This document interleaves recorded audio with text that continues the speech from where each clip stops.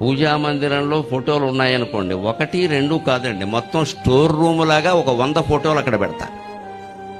అందరికి అదో అలవాటు, ఒక 100 ఫోటోలు, దొరికిన ప్రతి ఫోటో అక్కడే.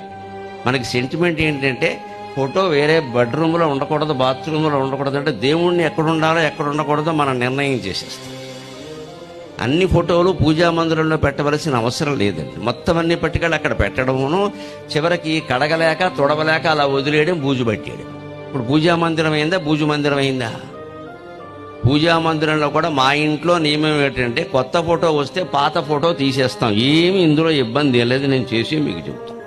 ఎప్పటికీ అదే ఉండాలి, ఎప్పటికీ దాన్నే. అవన్నీ ఏదో శ్రీ విద్య ఉపాసనలు, ఆ ఉపాసనలు ఆ వ్యవహారాలు వేరు. మామూలుగా మనం పెట్టుకుని దండం పెట్టుకోవడానికి ఎందుకండి? ఇలా మొత్తం అన్నీ పేర్చుకుంటూ పోతే దేనికి మనం సేవ చేయలేం. పైగా బుర్రకి ఎలా బూజు పడుతుంది అంటే 36 విగ్రహాలు ఉన్నాయి, 36 పువ్వులు పెట్టాలి, 36 దండలు పెట్టాలి, 36 నైవేద్యాలు కూడా పెట్టాలి. మనం 36 ఆసుపత్రికి వెళ్ళిపోతాం ఈ చాకరీ చేసి.